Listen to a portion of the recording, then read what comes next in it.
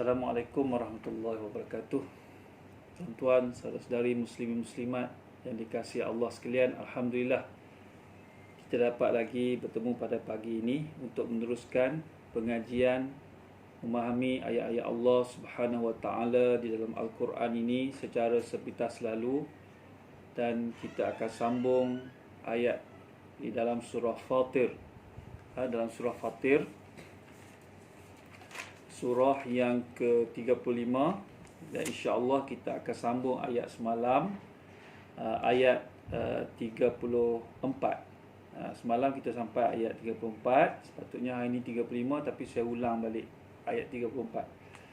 Insya-Allah. Jadi boleh share dengan kawan-kawan, rakan-rakan untuk kebaikan bersama, untuk kita dalam page Modal Insan Pusat Islam UIM, insya-Allah. Bismillahirrahmanirrahim. Alhamdulillahirabbil alamin. Wassallallahu ala sayyidina Muhammadin wa ala alihi wa sahbihi ajma'in. Rabbi yassir wa la tu'assir wa tammim bil khair. Ya Fattah, ya Fattah, ya Fattah, ya Alim, ya Alim, ya Alim, wa bika nasta'in. Allahumma faqqihna fid din wa 'allimna at-ta'wil wahdina ila sawa'is sabil. Walhamdulillahi rabbil alamin. Amin. Alamin. Di muslimin muslimat, tuan-tuan dan puan-puan, saudara-saudari, boleh kita buka surah Fatir, surah yang ke-35. Kita sambung ayat 34 insya-Allah. A'udzu billahi minasy syaithanir rajim. Bismillahirrahmanirrahim. وقالوا الحمد لله الذي أذهب عنا الحزن إن ربنا لغفور شكور الذي أحلنا دار المقامة من فضله لا يمسنا فيها نصب ولا يمسنا فيها لغوب.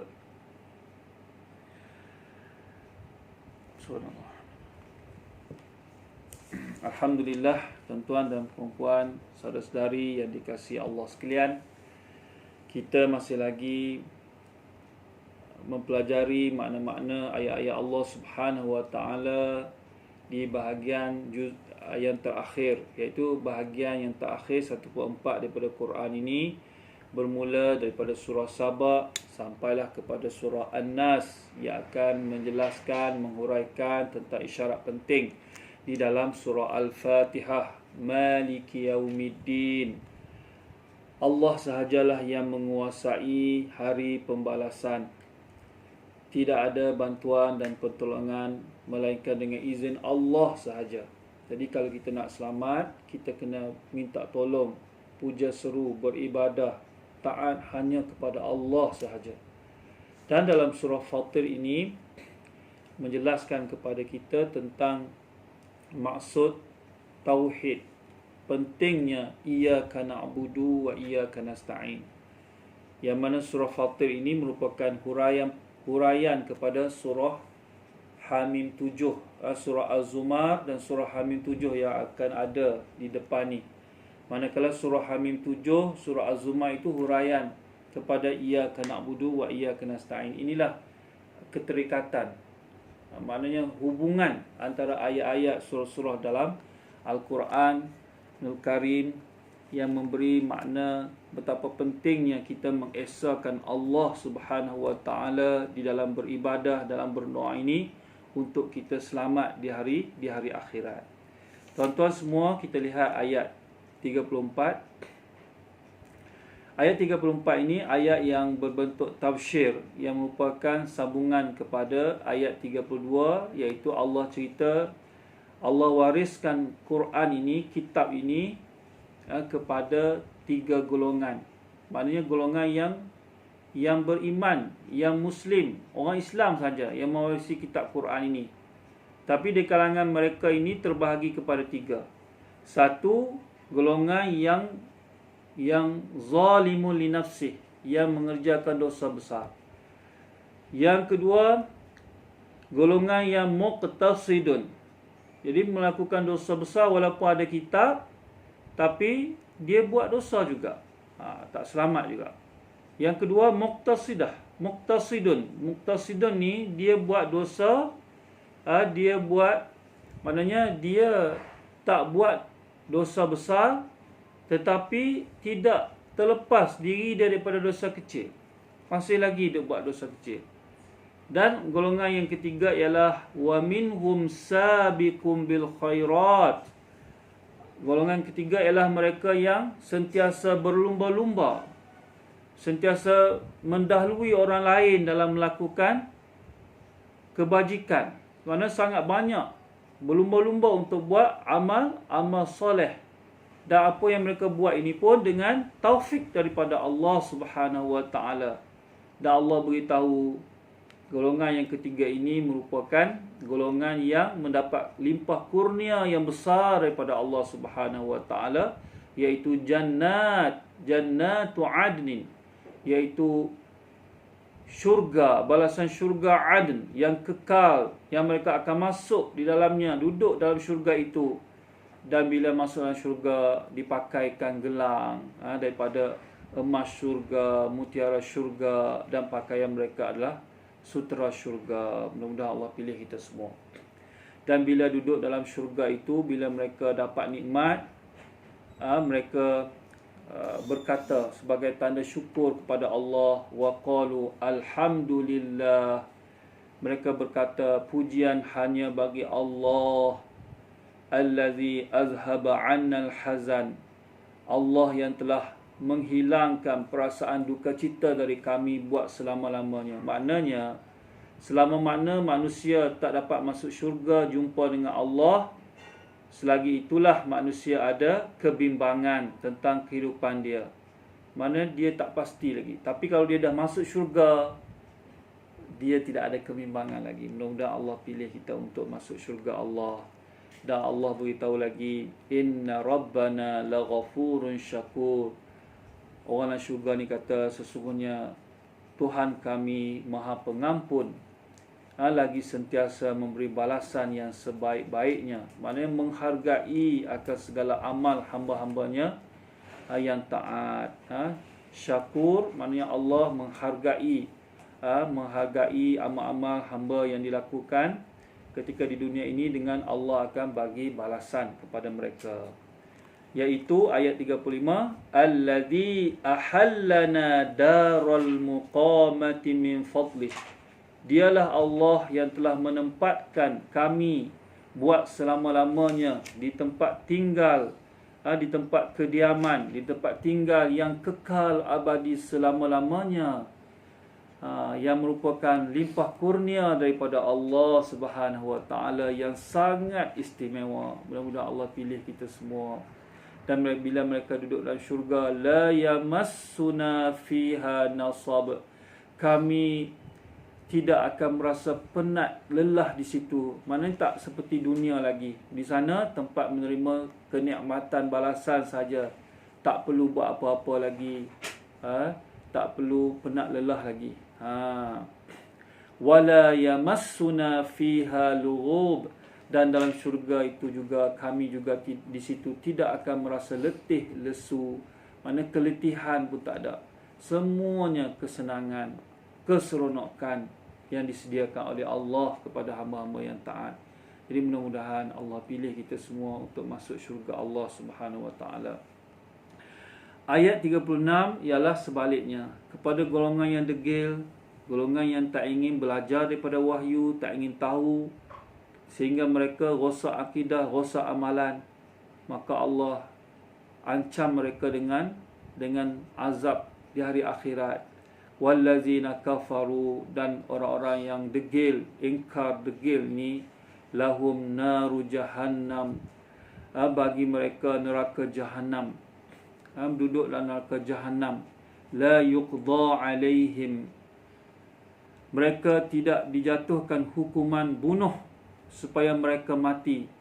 Mereka la yuqda alaihim fayamutu. Maknanya bila duduk dalam neraka jahanam itu, mereka tidak dibinasakan badan mereka lalu mereka mati seperti pernah berlaku di dunia. Tidak. Mereka akan tetap hidup dan akan dikenakan seksa. Sebab kalau mati, habis. Tak rasa apa-apa dah, seperti mana dunia. Tapi di sana, kalau kena azab dalam neraka, mereka tak akan mati. Sentiasa ditimpakan azab seperti mana kita baca dalam surah Al-Qiyamah, surah Al-Muddathir. Allah cerita tentang neraka Saqar itu. Dia akan makan habis lincin. Lepas tu, walaupun dia makan habis lincin anggota-anggota ni, tapi dia tetap tak mati. Dia kena dihukum juga. Mudah-mudahan Allah selamatkan kita semua. Wala yukhaffafu anhum min azabiha. Dan mereka tidak pula akan diringankan azab dari mereka. Azab tak akan diringankan, tak akan bagi cuti. Kazalika, dan demikianlah. Najzi kulla kafur, demikianlah kami membalas tiap-tiap orang yang melampau degilnya, kufurnya, mana bersifat ingkar, tidak mensyukuri nikmat Allah, sehingga tidak mengenang jasa Allah, tidak dapat mentaati Allah. Mudah-mudahan Allah selamatkan kita. Dan bila golongan ini, golongan yang degil, ingkar ini berada dalam neraka, tengok ayat 37, wahum yastarikhuna fiha, dan mereka menjerit-jerit, berteriak, bertempik di dalam neraka itu sambil merayu, Rabbana akhrijna, wahai Tuhan kami. Ini perkataan mereka. Kalau kita tak jaga akidah kita, tak jaga amalan kita sebiji, kita pun akan cakap macam ni. Orang yang baca Quran ni pun akan kenal juga macam ni juga, kalau tak jaga. Mudah-mudahan Allah bagi taufik kepada kita untuk kita buat persiapan dengan sebaik mungkin. Dia kata, Rabbana, wahai Tuhan kami, akhrijna, keluarkanlah kami daripada azab neraka ini. Sebab apa? Sebab na'mal salihan, supaya kami akan mengerjakan amal-amal soleh. Tengok tuan-tuan semua, rakan-rakan saya, dia tak kata na'mal saja, dia kata na'mal salihan. Kalau setakat beramal, tak tentu lagi.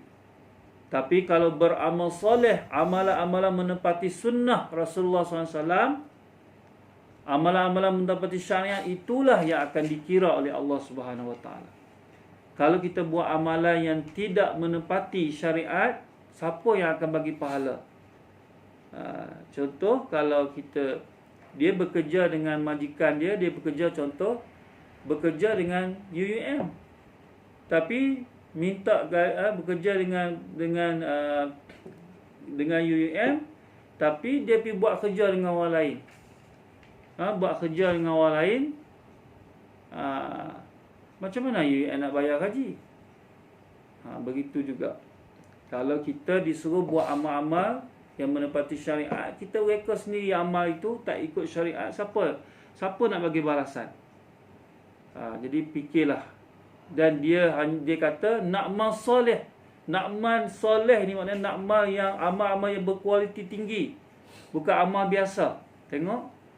Tapi pada ketika ini nak buat apa dah? Kerana di neraka, di alam akhirat. Sepatutnya kata benda ni di dunia. Na'mal salihan ghairal ladzi kunna na'mal. Kami akan mengerjakan amal-amal yang soleh yang lain dari apa yang kami pernah kerjakan. Maknanya kami akan buat amal soleh ini bukan amalan yang kami pernah buat dulu ketika di dunia. Kami akan buat betul-betul dah. Lalu Allah menempelak mereka, awalam nu'ammirkum ma yatazakkaru fihi man tazakkara wa ja'akumun nadhir. Bukankah kami telah melanjutkan umur kamu? Maknanya kami telah bagi kepada kamu umur dan bagi kepada kamu nikmat umur ini sudah cukup untuk memberi kesedaran kepada kamu. Maknanya Allah dah bagi peluang untuk hidup. Sepatutnya dengan peluang ini ma yatazakkaru fihi man tazakkara, dan memberi masa yang cukup untuk berfikir dan beringat padanya oleh sesiapa yang suka berfikir dan beringat. Maknanya sepatutnya dengan nikmat umur masa yang Allah bagi ketika di dunia ni, sepatutnya dia dapat ambil pengajaran dan dapat fikir. Dan yang keduanya Allah kata waja'akumun nadhir, dan kamu pula telah didatangi oleh Rasul kami yang memberi peringatan. Maknanya bukan duk seorang-seorang, tak ada. Mana Quran ada, Rasul diutuskan, ada orang mengajar Quran, sampaikan ilmu-ilmu tafsir semua untuk faham kitab Allah ni. Bukan kamu dibiarkan begitu saja. Orang lain semua dapat pimpinan hidayah, yang kamu ni tak ambil tindakan apa-apa pun. Jadi ayat ini memberi satu tamparan hebat kepada kita kalau kita masih lagi sambil lewa ketika hidup di atas dunia yang Allah bagi umur, bagi masa kepada kita. Lalu Allah jelaskan fazuku, kerana oleh itu rasakanlah. Kerana tempoh peluang sudah tamat. Fazuku, oleh itu rasakanlah azab seksa. Fama lizzalimina min nasir, kerana orang-orang yang zalim tidak akan beroleh sesiapa pun yang dapat memberi pertolongan. Zalim maknanya kalau akidah tak betul, tak selamat. Zalim dengan manusia, dia tetap kena dihumban masuk neraka. Tapi kalau zalim dengan Allah, menyebabkan akidah rosak, tidak ada peluang untuk masuk syurga. Zalim dengan manusia, dia kena azab dalam seksa juga. Sehingga satu masa yang Allah sahaja tentukan, kalau akidah dia betul, dia ada peluang untuk masuk syurga. Tapi dia tetap akan dihumban masuk neraka, yang neraka ini sangat dahsyat. Suasana-suasana yang Allah gambarkan dalam Quran ini, mudah-mudahan kita semua dapat berfikir untuk kita tingkatkan, buat persiapan persediaan sebelum mati. Kerana peluang yang sama yang Allah bagi kepada semua orang, dan orang lain dapat hidayah, orang lain dapat beramal dengan syariat, orang lain dapat ikut Allah. Kita jadi fikir-fikirkanlah. Ini Allah beritahu apa yang akan berlaku siap-siap. Ayat 38, dalil akli seterusnya, innallaha alimul ghaibis samawati wal ard. Sesungguhnya Allah, dia merupakan zat yang maha mengetahui segala yang gaib di langit dan di bumi. Mana perkara yang gaib di sisi manusia ini Allah semua tahu. Sebab itu Allah akan boleh balas, boleh hukum. Innahu alimun bizatis sudur, dan Allah Subhanahu wa taala juga mengetahui akan segala yang tersirat dalam hati manusia. Kita tak dapat lari daripada menerima balasan nanti, kerana Allah maha mengetahui, ilmunya sangat sempurna. Ayat 39, ayat ini adalah berbentuk targhib, satu dorongan kepada kita semua untuk jaga tauhid ini. Dan juga dalam ni juga ada ayat takhwif ukhrawi, ancaman Allah di hari akhirat kalau kita tak ambil peluang cepat-cepat masa yang diberikan oleh Allah ini. Wallazi ja'alakum khalaifa fil ard, dan dialah Allah yang menjadikan kamu orang-orang yang berkuasa di muka bumi ini. Mana berkuasa ni maknanya khalaif ni ialah hidup silih berganti, hidup di atas muka bumi ini. Faman kafara, oleh itu sesiapa yang kufur, ingkar, degil dalam masa hidupnya, fa'alaihi kufruh, maka balasan kufurnya itu akan menimpa dirinya sendiri. Maknanya dia kena tanggung musibah kufurnya, degilnya, dia kena tanggung sendiri. Wala yazidul kafirina kufruhum 'inda rabbihim illa maqta, dan orang-orang yang kafir, kufurnya tidak menambahkan mereka di sisi Tuhan mereka, melainkan kemurkaan dan kehinaan yang mereka akan tanggung. Maknanya kerugian yang sangat besar. Maknanya bila bertambah kufur ini, bertambahlah kemurkaan Allah. Orang yang diberi nikmat, Kufur lagi kena azab teruk. Orang miskin dia kufur juga, dia kena azab juga, kekal dalam neraka. Tapi hak kaya kufur lagilah kena azab, lagi teruk lagi. Mudah-mudahan Allah selamatkan kepada kita semua. Wala yazidul kafirina kufruhum illa khasara. Dan juga orang-orang yang kafir itu, degil itu, kufurnya tidak menambahkan mereka melainkan kerugian yang sangat besar di hari akhirat. Allah tak zahirkan balasan di dunia, Allah tak zahirkan. Tapi di hari akhirat Allah zahirkan. Yang kufur bertambah, maka bertambahlah kemurkaan Allah Subhanahu wa taala. Ayat 40 merupakan natijah kepada dalil akli ni.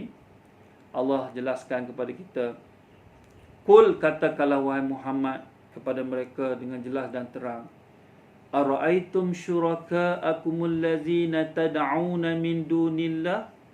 Sudahkah kamu mengetahui kekuasaan dan kelayakan makhluk-makhluk, maknanya roh-roh yang mereka puja seru, yang kamu jadikan sebagai sekutu-sekutu, tandingan-tandingan bagi Allah, yang kamu seru dan kamu sembah selain daripada Allah? Aruni madza khalaqu minal ard.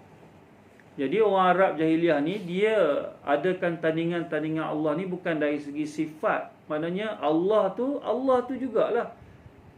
Maknanya dari segi Allah berkuasa, Allah ada, Allah mencipta ni, dia tahu yang tu.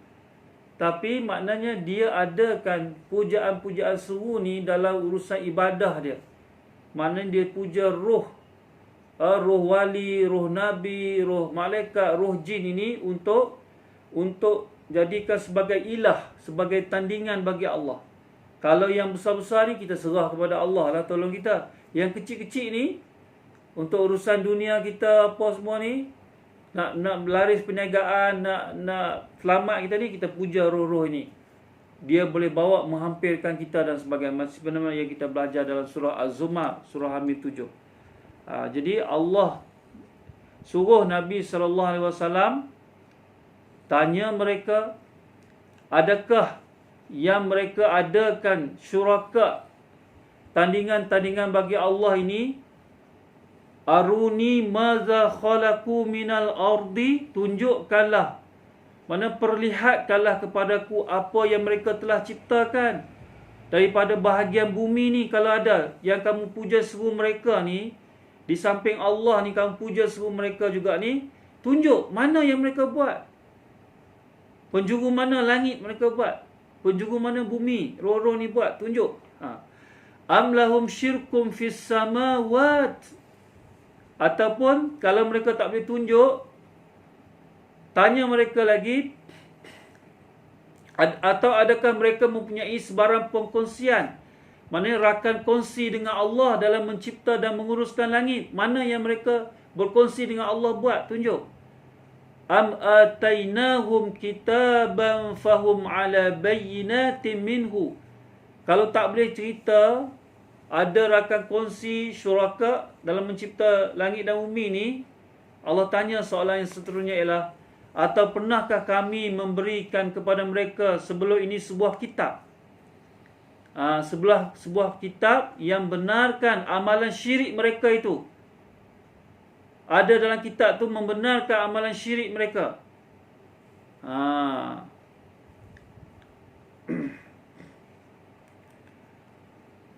Yang bila ada dalam kitab itu kata boleh melakukan amalan syirik ini, maknanya bagi dalil yang jelas kepada mereka yang menyebabkan mereka boleh buat syirik. Kalau ada, tunjuk kat mana yang ada dalam kitab itu. Sebenarnya tidak ada sesuatu alasan pun bagi mereka yang syirik kepada Allah ni, yang mengadakan seru selain daripada Allah ni. Tak ada alasan.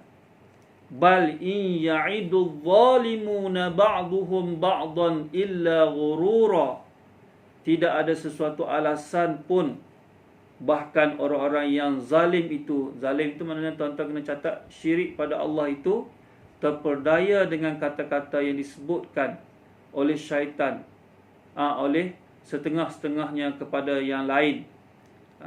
kata-kata yang hanya menjanjikan perkara yang tidak benar, tipu daya. Maknanya janji-janji, kata bila kita buat macam ni ada kelebihan ini, buat macam ni ada kelebihan ini. Jadi dengan janji-janji itu menyebabkan mereka adakan syuraka, sekutu-sekutu bagi Allah Subhanahu Wa Taala, menyebabkan mereka seru selain daripada Allah ini untuk tujuan ibadah dan sebagainya, menjadikan mereka syirik kepada Allah Subhanahu Wa Taala. Jadi mudah-mudahan kita diselamatkan oleh Allah daripada perkara-perkara yang boleh membawa kepada syirik kepada Allah Subhanahu Wa Taala. Seterusnya, Allah selepas dijelaskan natijah daripada dalil-dalil yang dikemukakan ini, menyebabkan manusia tak akan lagi puja seru selain daripada Allah. Kalau ada, Allah kemukakan 3 soalan itu pun tak ada dalil bukti juga. Kenapa masih lagi puja seru selain daripada Allah? Dalam urusan ibadah, dalam urusan berdoa, untuk tunaikan hajat, untuk sebagai pergantungan. Tapi apa yang mereka sangkakan itu semua tipu daya, janji-janji yang dibisikkan oleh syaitan. Tapi janji-janji yang dikemukakan dalam wahyu Allah adalah janji-janji yang benar, yang tepat. Janji-janji ini mereka tak ingin ikut. Jadi mudah-mudahanlah kita jelas dalam bab ini. Ayat 41 ni Allah jelaskan lagi dalil akli seterusnya untuk kuatkan akidah kita, tauhid kita. Innallaha yumsikus samawati wal ardh. Sesungguhnya Allah berkuasa menahan dan berkuasa memelihara langit dan bumi supaya tidak berganjak, tidak hilang lenyap daripada peraturan dan keadaan yang telah ditetapkan baginya. Maknanya Allah berkuasa untuk tahan, untuk pelihara langit dan bumi ini supaya tidak hilang lenyap. Allah kata antazula, tidak hilang lenyap daripada kamu. Allah berkuasa. Selain daripada Allah tidak ada kuasa. Wala in zalata in amsakahuma min ahadin min ba'dih. Dan jika keduanya, langit dan bumi ini ditakdirkan berganjak, hilang lenyap, maka tidak ada yang sesiapa pun yang dapat menahannya daripada hilang lenyap bumi dan langit ini. Tak ada siapa yang dapat tahankan, melainkan Allah sahaja. Innahu kana haliman ghafura.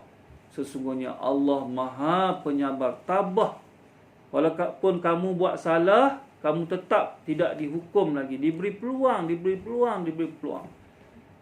Dan Allah Maha Pengampun sekiranya kamu cepat-cepat minta maaf, sedar di atas kesilapan yang berlaku. Cepat-cepat bertaubat. Allah Maha Pengampun.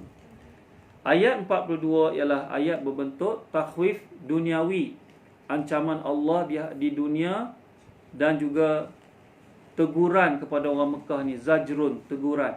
Kalau dalil dah dikemukakan masih degil, tunggulah ancaman daripada Allah Subhanahu Wa Taala. Wa aqsamu billahi jahda aimanihim. Dan mereka bersumpah, orang Mekah ni bersumpah dulu dengan nama Allah. Apa yang mereka sumpah? La in ja'ahum nazirun. Dengan maknanya orang Mekah ni dia bersumpah dengan sesungguh-sungguhnya. Sumpah itu dia memang sumpah sungguh-sungguh. Dia kata la in ja'ahum nazirun, demi sesungguhnya jika datang kepada mereka seorang rasul pemberi ingatan dan amaran, la yakununna ahda min ihdal umam. Sudah tentu mereka orang Mekah ni akan menjadi orang yang lebih betul jalan agamanya. Maknanya lebih terpimpin daripada orang sebelum, daripada umat yang sebelum ini. Ini janji orang Mekah sebelum diutuskan Rasul, sebelum diberikan kitab. Allah dedahkan pada ayat 42 ni. Tetapi sebaliknya bila diutuskan Rasul, diberi kitab, falamma ja'ahum nazirum ma zadahum illa nufura. Setelah datang kepada mereka seorang Rasul pemberi ingatan dan amaran, maka kedatangan itu hanya menyebabkan mereka bertambah liar daripada kebenaran. Mereka tak beriman pun. Sebelum ni cakap macam lain, bila Rasul itu datang, mereka lari daripada Rasul. Kenapa mereka lari? istikbaran fil ardi wa makras sayyi. Kerana sambil bersikap sombong di bumi ini, takbur di muka bumi ini, satu, dia memang sombong, salah dah. Yang keduanya, kesalahan degil teruk lagi ialah wa makras sayyi, dan mereka berusaha merancang rancangan jahat terhadap Rasul itu untuk menentang Rasul. Maknanya kalau dia degil sendiri boleh gagah lagi, tapi ini degil sehingga buat rancangan untuk ambil tindakan kepada Nabi, halau Nabi. Ini sombong, sehingga sanggup ganggu Nabi. Sedangkan Allah beritahu, wala yahiqul makrus sayyi'u illa bi ahli. Sedangkan rancangan yang jahat itu tidak menimpa melainkan orang-orang yang menjalankannya, yang berhak ditimpa. Fahal yanzuruna illa sunnatal awwalin.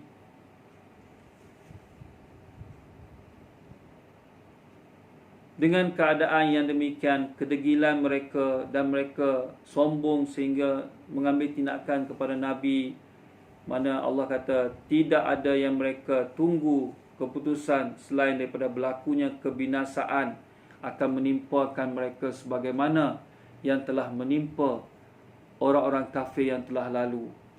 Jadi maknanya mereka akan dikenakan. Contoh golongan yang degil-degil ni, 70 orang tu mati dalam peperangan Badar. Allah Ta'ala cerita golongan-golongan yang degil menentang Rasulullah ni mati. Di dunia pun kena azab, mati habis dalam peperangan Badar itu. Lepas tu, falan tajida li sunnatillahi tabdila. Kerana engkau tidak sekali-kali akan mendapati cara Allah ni sebarang perubahan bagi sunnatullah. Maknanya sunnatullah ini tidak ada sebarang perubahan